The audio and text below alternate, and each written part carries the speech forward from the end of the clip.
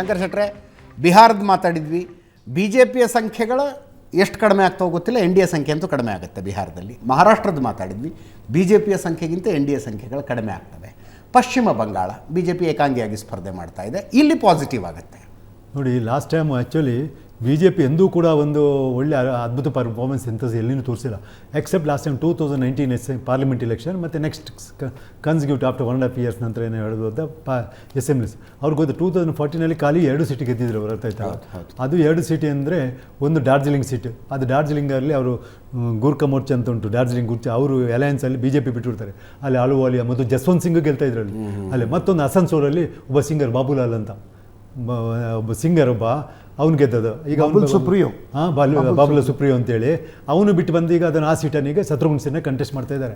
2 seat ಗೆದ್ದದು, ಅದು individual capacity ಮೇಲೆ ಗೆದ್ದಿದ್ದಾರೆ ಅವ್ರು ಮತ್ತು ಮೈತ್ರಿಯಲ್ಲೇ. ಸೊ ಅವ್ರಿಗೆ ಒಂದು ಬೇಜ ಇರಲಿಲ್ಲ ಬಿ ಜೆ ಪಿಗೆ. ಬಟ್ ಅವ್ರು ಏನು 2019 ಸಡನ್ನೇ ಎಮರ್ಜ್ ಆದ್ರು ಅವರು ಅಂಥ ಗ್ರೌಂಡ್ ಲೆವೆಲಲ್ಲಿ. 2019 ಅವ್ರಿಗೇನೆ ಆಶ್ಚರ್ಯ ತಂದು ಕೊಟ್ಟೆ ಅಂತ ಹೇಳ್ತಾರೆ, ಅಷ್ಟು ರಿಸಲ್ಟ್ ಬರ್ತದೆ. ಹಿಂದುತ್ವ ಮತ್ತು ದುರ್ಗಾ ಪೂಜೆ ಈಗಲೂ ಹೇಳ್ತಾರಲ್ಲ, ಮೊನ್ನೆ ಮೋದಿಯವರ 5 ವರ್ಷದಲ್ಲಿ ಒಂದಿತ್ತು, ರಾಮನವಮಿಯಲ್ಲಿ ಆಚರಿಸ್ ಮಾಡದೆ ಅದನ್ನು ನಿಲ್ಲಿಸುವವರಿಗೆ ನಾನು ಬಿಡಲ್ಲ, ಇದೆಲ್ಲ ಹೇಳ್ತಾ ಇದ್ರು. ಅದು ಸೆಕೆಂಡ್ರಿ ಆಯ್ತಲ್ಲ. ಸೊ ಹಿಂದುತ್ವದ ಮೇಲೆ ಫೋಕಸ್ ಮಾಡ್ಕೊಂಡು ಹೋದರು, ಮತ್ತು ಮುಸ್ಲಿಮ್ಸನ್ನು ಸ್ವಲ್ಪ ಕಡೆಗಣಿಸೋದು ಅದು ಅವ್ರ ಅಡ್ವಾಂಟೇಜ್ ಅದು.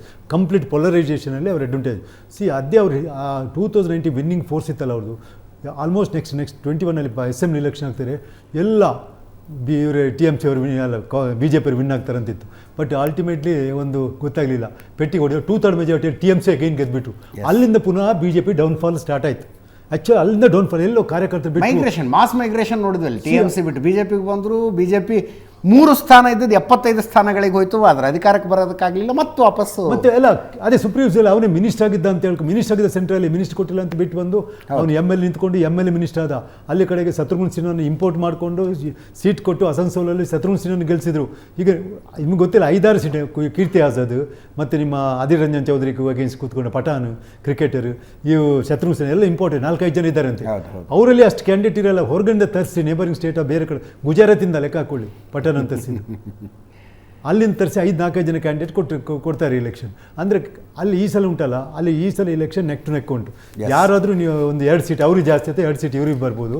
ಎಲ್ಲಾದರೂ ಕಾಂಗ್ರೆಸ್ ಮಾರ್ಕೆಸ್ಟ್ ಅವರು ನಿಲ್ಲಾಗೋ ಚಾನ್ಸಸ್ಗಳು ಉಂಟು. Actually most probably Adhir Ranjan ಚೌಧರಿನ ಸೋಲ್ಬೋದು. 5 times is a winner, 5 times win ಆಗ್ತಾ ಬಂದವರು ಅಧೀರ್ ರಂಜನ್ ಚೌಧರಿ. ಲಾಸ್ಟ್ ಟೈಮ್ ಕೂಡ ಒಳ್ಳೆ ಮಾರ್ಜಿನಲ್ಲಿ ವಿನ್ ಆಗಿದ್ರು. ಈ ಸಲ ಅಂದರೆ ಅವ್ರದ್ದು ಏನು ಗೊತ್ತಾ, ಇವರಿಬ್ಬರ ಗಲಾಟೆಯಲ್ಲಿ ದಟ್ ಈಸ್ ಎ ಬೆರಂಪುರ್ ಅಂತ, ಅಲ್ಲಿ again more than 50% population is Muslim population. ಅಲ್ಲಿ 4 ಕ್ಷೇತ್ರ ಉಂಟು. ಈ ಇಂಡಿಯಾದಲ್ಲಿ 15 ಕ್ಷೇತ್ರ ನನ್ನ ಹತ್ರ ಲಿಸ್ಟ್ ಉಂಟು. 15 ಕ್ಷೇತ್ರಗಳಲ್ಲಿ ಮುಸ್ಲಿಂ ಡಾಮಿನೇಟೆಡ್. ಆ 3 ಕ್ಷೇತ್ರ ಕಾಶ್ಮೀರದಲ್ಲಿ ಬರ್ತದೆ. ಕಾಶ್ಮೀರದಲ್ಲಿ ಅನಂತನಾಗ್, ಬೆರಮುಲ್ಲಾ, ಶ್ರೀನಗರ್. ಮತ್ತು ನಮ್ಮ ಅಸವುದ್ದೀನ್ ಇದೊಂದು ಇದು ಹೈದರಾಬಾದ್. ತಮಿಳ್ನಾಡು, ನಮ್ಮ ಕೇರಳದಲ್ಲಿ 2 ಇರ್ತದೆ. ಮತ್ತೊಂದು ಲಕ್ಷದ್ವೀಪ್ ಇದುಂಟಲ್ಲ, ಅದು ಮುಸ್ಲಿಂ ಡಾಮಿನೇಟೆಡ್. ಮತ್ತು ಒಂದು ಕ್ಷೇತ್ರ ಕಿಶನ್ಗಂಜ್ ಅಂತ ಬಿಹಾರ್. 3 ಕ್ಷೇತ್ರಕ್ಕೆ ಏನು ಇಲ್ಲಿ ಬರ್ತದೆ ಅಸ್ಸಾಮಲ್ಲಿ. ಸೊ ಇದರಲ್ಲಿ 15 ಕ್ಷೇತ್ರಗಳಲ್ಲಿ ಇವರು ಅಧೀರ್ ರಂಜನ್ ಚೌಧರಿ ತೋರಿಸ್ತಾ ಇದ್ದೀರಲ್ಲ ಟಿ ವಿಯಲ್ಲಿ, ಅವ್ರು ಕಂಟೆಸ್ಟ್ ಮಾಡೋ ಕ್ಷೇತ್ರ ಬರಂಪುರಲ್ಲಿ ಮುಸ್ಲಿಂ ಡಾಮಿನೇಟೆಡ್. ಸೊ ಈ ಸಲ ಮುಸ್ಲಿಮ್ಸ್ ಯಾರಿಗೆ ವೋಟ್ ಮಾಡ್ತಾರಂತ, ಎಲ್ಲಾದರೂ ಮುಸ್ಲಿಂ ಡಿವೈಡ್ ಮಾಡಿ ಈತನ ಬಿಟ್ಟುಬಿಡಲ್ಲ ಅಂತ ಹೇಳ್ತಾರೆ. ಇವನು ಲೋಕಲ್ ಹೊರಗಿನ ಮುಸ್ಲಿಮ್ ತೊಂದರೆ ಇಲ್ಲ, ಹಿಂದಿಂದ ಮುಸ್ಲಿಂ ಸಪೋರ್ಟ್ ಮಾಡಿದ್ರೆ ಬಿಟ್ಟುಬಿಡಲ್ಲ ಅಂತ ಹೇಳ್ತಾ ಇದ್ದಾರೆ. ಒಂದು ವೇಳೆ ಮುಸ್ಲಿಂ ಮುಟ್ಟಿದೆ ಆದರೆ ಅಲ್ಲಿ ಅಗೇನ್ ಬಿ ಜೆ ಪಿಯವರು ಟಿ ಎಮ್ ಸಿ ವಿನ್ ಆಗೋ ಚಾನ್ಸ್ ಉಂಟು. ಸೊ ಅಲ್ಲಿ ಸೊ ಇದೇನು ಗೊತ್ತಾ, ದೊಡ್ಡ ಬಟ್ ಏನಾಯ್ತು ಗೊತ್ತು, ಡೌನ್ವರ್ಡ್ ಟ್ರೆಂಡ್ ಇದ್ದಂಥ ಈ ಬಿ ಜೆ ಪಿಗಲ್ಲಿ ಸಂದೇಶ್ ಖಾಲಿ ಒಂದು ಗಿಫ್ಟ್ ಕೊಟ್ಟು ಇದು ಪಿಕಪ್ ಕೊಡ್ತೆ ಅವರಿಗೆ. ಸಂದೇಶ್ ಖಾಲಿ ಎಲ್ಲ ದೊಡ್ಡ ಇಶ್ಯೂ ಮಾಡಿದ್ರು. ಸಂದೇಶ್ ಖಾಲಿ ಅಲ್ಲ, ಸ್ವಲ್ಪ ಪಿಕಪ್ ಕೊಟ್ಟಿದೆ. ಕಾರ್ಯಕರ್ತರಲ್ಲಿ ಹುಮ್ಮಸ್ ಬಂದಿದೆ, ಹಿಂದುತ್ವ ಪೊಲರೈಸೇಷನ್ ಎಲ್ಲ ಬಂದುಬಿಟ್ಟಿದೆ. ಸಂದೇಶ್ ಖಾಲಿ ನಿಮ್ಗೆ ಗೊತ್ತಾ, ಅದು ಬರೀ ತಪ್ಪು. ಅಲ್ಲಿ ನಿಮ್ಗೆ ಗೊತ್ತಿರ್ಬೋದು, ನನಗೇನು ಆಶ್ಚರ್ಯ ಇತ್ತು ಒಂದು ಟಿ ವಿಯಲ್ಲಿ ನೋಡುವಾಗ. ಇದೇ ಅಧೀರ್ ರಂಜನ್ ಚೌಧರಿ ಮಮತಾ ಬ್ಯಾನರ್ಜಿ ಅಗೇನ್ಸ್ಟ್ ಸ್ಟ್ರೈಕ್ ಕೂತ್ಕೊಂಡು ಬಿಟ್ಟಿದ್ದಾರೆ, ಸಂದೇಶ್ ಖಾಲಿಯಲ್ಲಿ ನ್ಯಾಯ ಸಿಗಬೇಕು ಅಂತೇಳಿ. ಆದ್ದರಿಂದ ಅವರಿಗೆ ನಂಬರ್ 1 ಎನಿಮಿ ಅವರು ಬಿ ಜೆ ಪಿ ಇರಲ್ಲ, ಒಂದ್ಸಲ ಇವನನ್ನು ಸೋಲಿಸಬೇಕಂತ ಅವ್ರು ಹೇಳ್ತಾರೆ. ಸ್ಪೋಕ್ಸ್ಮನ್, ನಮ್ಮದು ದೊಡ್ಡ ಗುರಿಯೇ ಅಧೀರ್ ರಂಜನ್ ಚೌಧರಿ ಸೋಲಿಸಬೇಕು, ನಂತರ ನಾವು ಕಾಂಗ್ರೆಸ್ ಒಟ್ಟಿಗೆ ಹೋಗ್ತೇವೆ. ನಮಗೆ ಅವ್ರು ಹೇಳ್ತಾರೆ, ಓಪನಾಗಿ ಹೇಳ್ತಾರೆ, ನಮಗೆ ಸೋನಿಯಾ ಮತ್ತು ರಾಹುಲ್ ಗಾಂಧಿ ಮೇಲೆ ಯಾವ ಬೇಜಾರಿಲ್ಲ. ನಾವು ಈಗಲೂ ಇಂಡಿಯಾ ಅಲಯನ್ಸಲ್ಲಿ ಇದ್ದೇವೆ. ಇಂಡಿಯಾ ಅಲಯನ್ಸಲ್ಲಿ ಈಗಲೂ ನಾವು ಇಂಡಿಯಾ ಅಲಯನ್ಸಲ್ಲಿ ಇರೋದು, ಬಟ್ ಕಂಟೆಸ್ಟ್ ಡಿಫ್ರೆಂಟಾಗಿ ಮಾಡ್ತಾ ಇದ್ದೇವೆ ಅಂತ ಹೇಳ್ಕೊಂಡು. ಸೊ ಈ ಇದರಲ್ಲಿ ಸೀಟ್ ಉಂಟಲ್ಲ, ಇದರಲ್ಲಿ 1-2 ಸೀಟು ಕಳ್ಕೊಳ್ಬೋದು, 1-2 ಸೀಟ್ ಗೇನ್ ಆಗ್ಬೋದು. ಲಾಸ್ಟ್ ಟೈಮ್ 22-18 ಇತ್ತು. 22 ಟಿ ಎಮ್ ಸಿ 4 ಸೀಟ್ ಜಾಸ್ತಿ ತಗೊಂಡಿತ್ತು ಬಿ ಜೆ ಪಿಗಿಂತ, 2 ಸೀಟ್ ಕಾಂಗ್ರೆಸ್ ತೆಗೆದಿತ್ತು. ಈ ಸಲ ಕಾಂಗ್ರೆಸ್ 1 ಸೆಕೆಂಡ್ ಅಥವಾ 0 ತೆಗೋಬೋದು.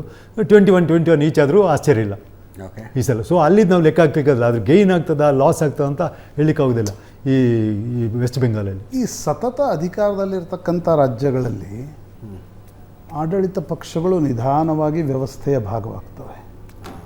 ಅಲ್ಲಿ ನೀವು ಕಾರ್ಯಕರ್ತರು ಅದು ಕಾಂಗ್ರೆಸ್ ಇರ್ಬೋದು, ಬಿ ಜೆ ಪಿ ಇರ್ಬೋದು, ಈ ಆಮ್ ಆದ್ಮಿ ಎಲ್ಲ ಪಾರ್ಟಿಗಳನ್ನು ತೆಗೆದು ನೋಡಿ, ಎಸ್ಟಾಬ್ಲಿಷ್ಡ್ ಪಾರ್ಟಿ ಆದ ನಂತರದಲ್ಲಿ ಕಾರ್ಯಕರ್ತರ ಉತ್ಸಾಹಕ್ಕೂ ಅಧಿಕಾರ ಹಿಡಿಯದೇ ಇರುವ ರಾಜ್ಯಗಳಲ್ಲಿ, ಕೇರಳದಲ್ಲಿ ಬಿ ಜೆ ಪಿ ಕೇಡರ್ ನೋಡಿ, ತಮಿಳುನಾಡಿನಲ್ಲಿ ಬಿ ಜೆ ಪಿ ಕೇಡರ್ ನೋಡಿ, ಹೈಪರ್ ಆಕ್ಟಿವ್. ತೆಲಂಗಾಣದಲ್ಲಿ ಬಿ ಜೆ ಪಿಯ ಕೇಡರ್ ನೋಡಿ, ಆಂಧ್ರದಲ್ಲಿ ನೋಡಿ, ಒಡಿಸ್ಸಾದಲ್ಲಿ ನೋಡಿ, ವೆಸ್ಟ್ ಬೆಂಗಾಲಲ್ಲಿ ನೋಡಿ. ಅಂದರೆ ಎಸ್ಟಾಬ್ಲಿಷ್ಡ್ ಪೊಲಿಟಿಕಲ್ ಪವರ್ ಆದಮೇಲೆ ನಿಧಾನವಾಗಿ ಲೆಥಾರ್ಜಿ ಬರುತ್ತೆ, ಉತ್ಸಾಹ ಕಡಿಮೆ ಆಗುತ್ತೆ, ಬೇರೆ ಬೇರೆ ಕಾರಣಗಳಿಂದ ಒಳಜಗಳಗಳು ಶುರು ಆಗ್ತವೆ. ಆದರೆ ಅಧಿಕಾರ ಬರದೇ ಇರತಕ್ಕಂಥ ರಾಜ್ಯಗಳಲ್ಲಿ ಕಾರ್ಯಕರ್ತ ಭಾಳ ಉತ್ಸಾಹದಲ್ಲಿರ್ತಾನೆ. But again this election very important ಅವರಿಗೆ, ಬಿ ಜೆ ಪಿ ಅವರಿಗೆ. ಎಲ್ಲಾದರೂ ಜಾಸ್ತಿ ಸೀಟ್ ಅವರನ್ನು 15ದಿಂದ ಕಮ್ಮಿ ಬಂದರೆ ಪುನಃ ಅದು ಡಿಮಾರಲೈಸ್ ಆಗ್ತದೆ. ಅಂದರೆ ಅವರು ಗ್ರೌಂಡಲ್ಲಿ ವರ್ಕರ್ಸ್ ಇದ್ದಾರೆ, ಇವರು ವೋಟರ್ಸ್ ಇದ್ದಾರೆ. B J P got the voters but not workers, where T M C has got the workers and the voters. That is the difference. Thank you so much Shankar Shettar, thank you Prashant. 3 ರಾಜ್ಯಗಳನ್ನು ಚರ್ಚೆ ಮಾಡಿದ್ವಿ. ಈ 3 ರಾಜ್ಯಗಳ ಅಂದರೆ ಚರ್ಚೆಯ moral of the story ಏನು? ಚರ್ಚಿಸದ ಉಳಿದೆಲ್ಲ ರಾಜ್ಯಗಳಲ್ಲಿ ಕಳೆದ ಚುನಾವಣೆಯಂತೆಯೇ ರಿಸಲ್ಟ್ ಬಂದು ಈ ರಾಜ್ಯಗಳಲ್ಲೂ ನಾವು ಚರ್ಚೆ ಮಾಡಿದ ರೀತಿಯಲ್ಲಿ ರಿಸಲ್ಟ್ ಬಂದರೆ ಬಿ ಜೆ ಪಿ ಇನ್ನೂ 303ರಲ್ಲೇ ಇದೆ. Am I right? 303ರ ಆಸಪಾಸಿನಲ್ಲೇ ಇದೆ. 370ರ ಕನಸು ಈಡೇರೋದಕ್ಕೆ ಸಾಧ್ಯನಾ? ಅಥವಾ ಬಿ ಜೆ ಪಿಯನ್ನು ಅಧಿಕಾರಕ್ಕೆ ಬರದಂತೆ ತಡೆಯಬೇಕು, ಅಟ್ಲೀಸ್ಟ್ ಏಕಾಂಗಿಯಾಗಿ ಅಧಿಕಾರಕ್ಕೆ ಬರದಂತೆ ತಡೆಯಬೇಕು ಅನ್ನೋ INDA ಕನಸು ಈಡೇರುವ ಲಕ್ಷಣ ಕಾಣಿಸ್ತಾ ಇದೆಯಾ? ಈ 3 ರಾಜ್ಯಗಳನ್ನು ವಿಶ್ಲೇಷಣೆ ಮಾಡಿದಾಗ ಹಂಗೆ ಅನ್ನಿಸ್ತಾ ಇಲ್ಲ. ನಾಳೆ ಈ ಚರ್ಚೆಯನ್ನು ಮುಂದುವರಿಸ್ತೀವಿ. ನೇರ ದಿಟ್ಟ ನಿರಂತರ ಸುದ್ದಿಗಾಗಿ ನೋಡ್ತಾ ಇರಿ ಏಷ್ಯಾನೆಟ್ ಸುವರ್ಣ ನ್ಯೂಸ್.